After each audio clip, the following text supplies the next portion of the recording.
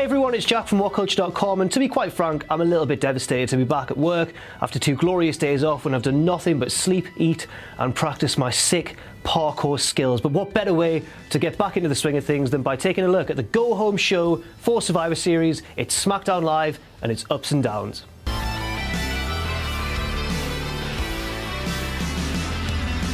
The night started with an authority promo, unsurprisingly, but it was quite short, to be fair to Daniel Bryan and Shane McMahon, so let's skip ahead to The Miz versus Dolph Ziggler, and it was a great match. I'm definitely giving this one an up.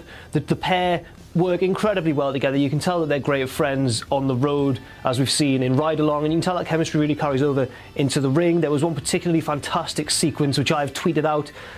It's just so many moves and reversals and counters, and one of the best comments I saw on that tweet was I wish there were as many reversals as this in WWE 2K17. So there you go. That's quite a high praise for such a fantastic sequence in the match. It was a great match from top to bottom, but hit the next one. I'm going to have to give the result of the match a down for 2 reasons. First of all, does Dolph Ziggler losing the belt on TV kind of take some of the meaning away from that career-saving title victory he had a few weeks ago? And secondly, because I was really looking forward personally to Sami Zayn versus Dolph Ziggler at Survivor Series. It's now, of course, The Miz versus Sami Zayn, which could be very good, but at the same time, they could have at least made it a triple threat, I guess, for the belt, or just something. I was really personally hyped for Ziggler versus Zayn. Unfortunately, we've got Miz v Zayn. Still a decent match. Don't agree with the result, it's a down for me. Next we had Kalisto winning a sort of squash match against the NXT superstar Oney Lorcan, making his main roster debut. It wasn't really a squash match though, was it? Because like Lorcan got in a lot of offense and then Kalisto just sort of took control, hit the Salida del Sol and won the match. So I'm going to give it an up. It was only about 2 minutes long. It was a good aggressive debut from Lorcan, even though he lost in the end. And at least they're doing something interesting with Kalisto. And I will add, when we went to the house show a couple of weeks ago in Newcastle, Kalisto was probably the most motivated guy on the whole show. So well done, Kalisto. Hopefully there are better things in the future. This match gets an up, and I'm not doing that take again because it was quite long. Just leave it in, it's fine. Now we get the women's match, and I'm going to give it a down, but if I could give it like 4 downs, I would, unfortunately. Nikki Bella versus Carmella, and just everything went to shit. All the storylines have gone. Everything's been forsaken in favour of having a cohesive Survivor Series team that everyone thinks is going to work well together, and then probably at the show itself, at the pay-per-view, there'll be ructions. But there were so many things wrong with this segment. First of all, you had Nikki Bella being disqualified for attacking Charlotte, who was in the crowd, rather than doing anything to her opponent. Then you had a big beatdown. All the Raw women came out, and even Bayley was there, kicking the shit out of Nikki Bella, like 5-on-1.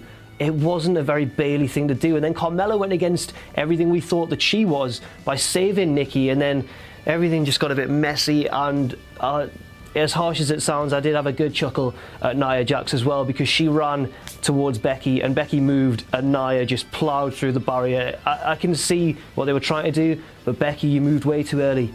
You moved way too early. You've made Nia look like a f***ing idiot. That's a down, I'm afraid. I should explain, Richard's off, so Phil is editing the video, and I've just apologised for swearing, because every time you swear, the editor has to bleep it out. But then we have pointed out, at least it's not King Ross, you know, who I imagine is a nightmare with his, oh, it's you, John. Next we had a massive tag match. I think it was like 5 teams on 5 teams or so. All the SmackDown Survivor Series lads versus all the rejects, essentially. The result was right, you know, the actual wrestlers who are going to be on the pay-per-view won, but at the same time, nothing happened in this match of any relevance, really. It was probably the most boring part of the show, and I'm afraid I'm going to have to give this one a down as well. There was a comment once that was like, it was like, why is Jack always afraid to give it down? He's always like, I'm afraid I'm going to have to give it a down. And then it was like, stop being such a pussy, Jack. And I was like, oh my God. Next up we have the Cutting Edge, and while I was happy to see Edge back, I am going to have to give this one a down as well. The downs are really trashing the ups this week. I'm just a bit burned out with segments like these, just ramming the fact down our throat that the members of each team don't really get on as well as the authority figures would like them to. It's been like 3 or 4 weeks now of this, maybe even longer on SmackDown, because they haven't had a pay-per-view to break things up. I'm just a bit sick of it. And even the presence of Edge, who's one of my favourites of all time, I love Edge, even the presence of Edge couldn't really save this one. It gets a down, but the presence of someone else obviously turns it into an up, and we'll see what that is.